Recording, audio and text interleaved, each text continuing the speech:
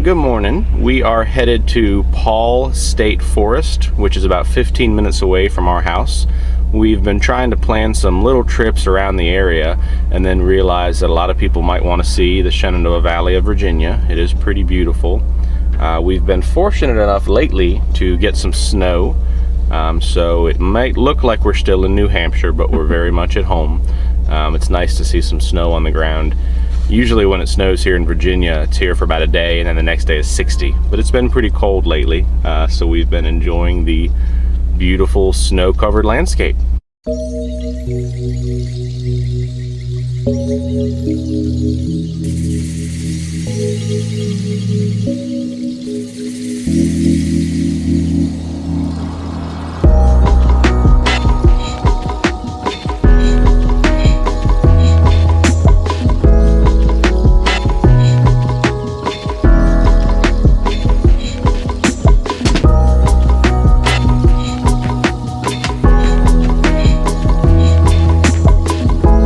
So this is Riley's Canine Sports Sack. And of course we have our channel name on her patch. And she loves to go on adventures, but hiking is not her favorite thing in the entire world. And with all the snow on the ground, she got cold in about a quarter of a mile. So she's gonna enjoy the rest of the trip on Candace's back for now, but I'm sure we'll switch halfway through.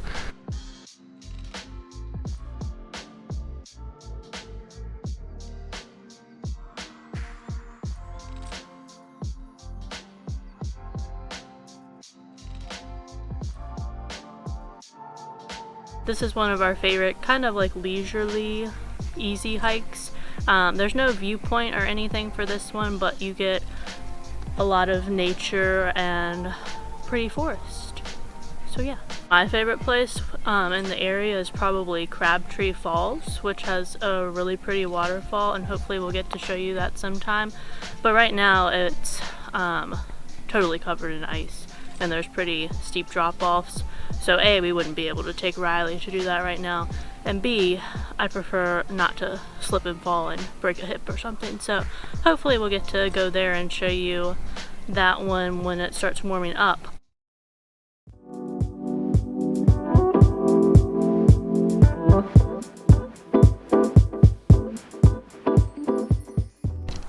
So when you reach this second little mini shelter after the super steep hill, that's actually the end of the trail. As you can see, there's not really a nice overlook or a viewpoint. It's just a nice nature walk. If you're quiet and you're not trying to make YouTube videos, you can actually see a lot of animals here. Alright, well, as usual, this little puppy dog was getting chilly even in the backpack. So we have modified my coat to give her a nice extra layer, because what does it matter if I'm cold? She's the one that matters. We got to keep her nice and toasty. We're not going to do the little loop that All Trail recommends because of all the deep snow and the mud, so we're literally just going to do an about face and head back down the way we came from.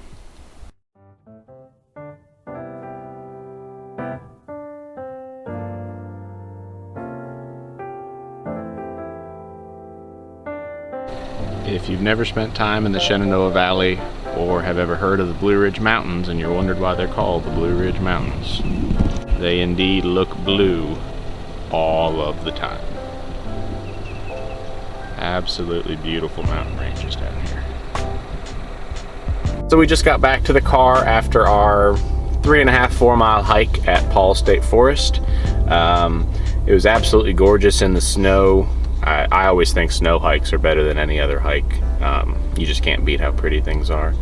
Riley is happy to be back inside of a nice warm car where she can stretch and get a little food. So now we are going to go drive to the Grand Caverns, which are some caverns over in Grottoes, Virginia. It's about half an hour away or so from here. We're going to attempt to do a hike called Fountain Cave Trail, which is at the caverns. We're not going to go into the caverns and do the tour. If you've never been, it's a lot of fun, but it's a little pricey. I think it's like $50 a person, which is a little ridiculous, but it is cool. It's not $50. That's like $20 a person. $100 a person. Which still is a little much. Also, we couldn't bring Riley into the caverns, obviously. This never happens. We're both right. They are normally $40 a person. Right now there's a Groupon coupon, say that 2 times fast, that gets you in for $24. So we'll call that a draw and say that we're both right. So we're gonna try to hike that trail. The first section of it is basically straight up, so we're not sure about the ice, but we'll see what it looks like.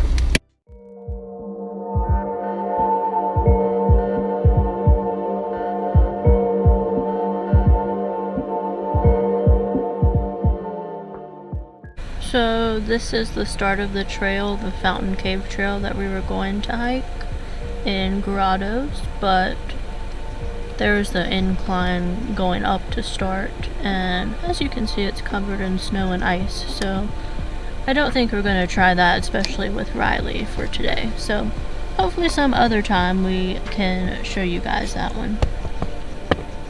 We decided to stop for lunch at the Valley Pike Farmers Market. They have a few food trucks parked outside.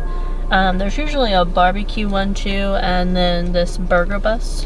I've had a burger from here one time before, a couple of years ago, and it was literally one of the best burgers I've ever had.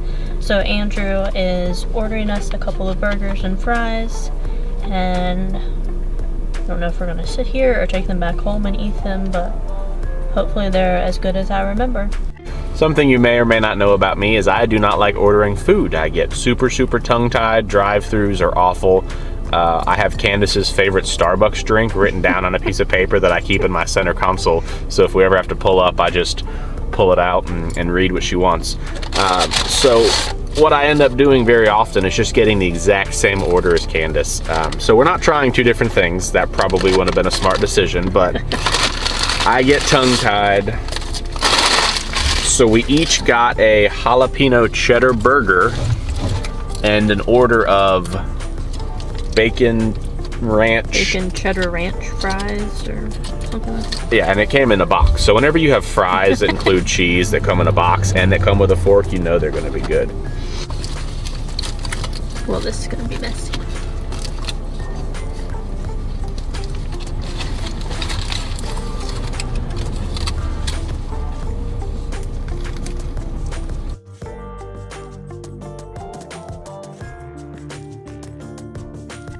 Very good.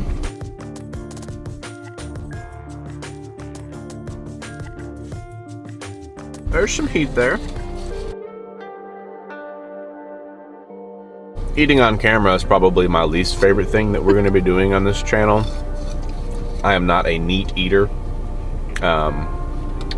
So, sorry in advance, but it's really good.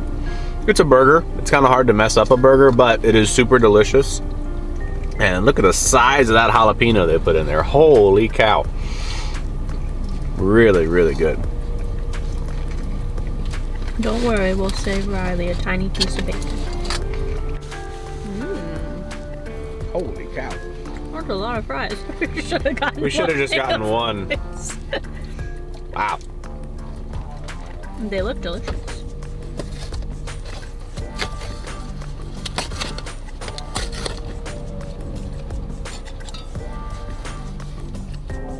Is this normal ranch or some kind of... I think it's just regular ranch. I think they make it themselves though.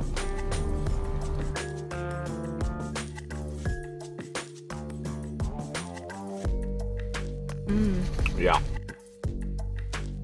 That's good. It's gluten-free, vegan, and fat-free. You can actually eat this meal and it's a negative calorie meal, like celery, so absolutely no fat content whatsoever. 2 people, split 1 fry next time. We got 2 fries. That's a lot of fries. So we're gonna eat on this one and we'll probably take the other one home.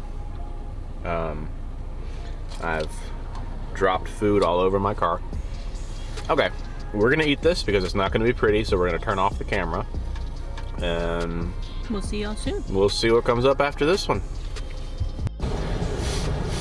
All right, flash cut to a week later. We have gotten over an inch of rain in the valley, so it has melted most of the snow. So we are headed back to Grottoes to go to the Fountain Cave Trail. The Fountain Cave Trail. That's the one probably 15 seconds before this shot where we ended the video on a snowbank over the trailhead. So we're heading back over there to see what we're gonna see. Someone is very excited, as you can tell.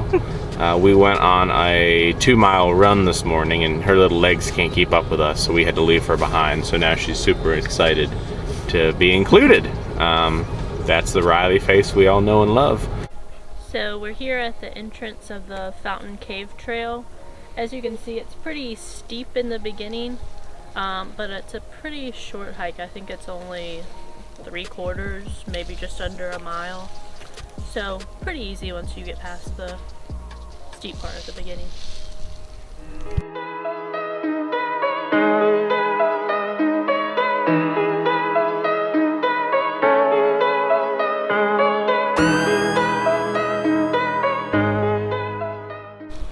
Well, the trail is not in great shape. In addition to being super muddy, which we did expect, there are a ton of downed trees covering the trail up. And unfortunately, you do have a pretty steep drop. So you do need to pay attention, especially when it's muddy like this. So we made it up to the entrance of Fountain Cave. The trail's not difficult, but it's been super wet lately, so it's extremely muddy and very slippery. For years, this cave was locked up and you could never access it. When we Googled this hike, it looks like there's actually a private company that owns this property or has access to it, and you can go online and book a tour with them. And it's not through the Grand Caverns, like I said, it's a private company. I think it's called Fountain Cave Tours. When I find the link, I'll put it either on the screen right here or in the description. But yeah, pretty cool.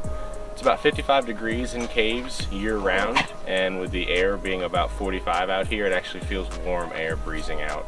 Riley's not too happy about something right now. Not sure if she smells something or what's going on, but we're gonna figure out what she needs and why she's whining, and we'll see if we can continue. I thought the trail went further, but I don't actually see any more trail, so we'll have to figure something out. I don't know if y'all can see it, it might be a little dark, but there is like a little gate down there to the entrance.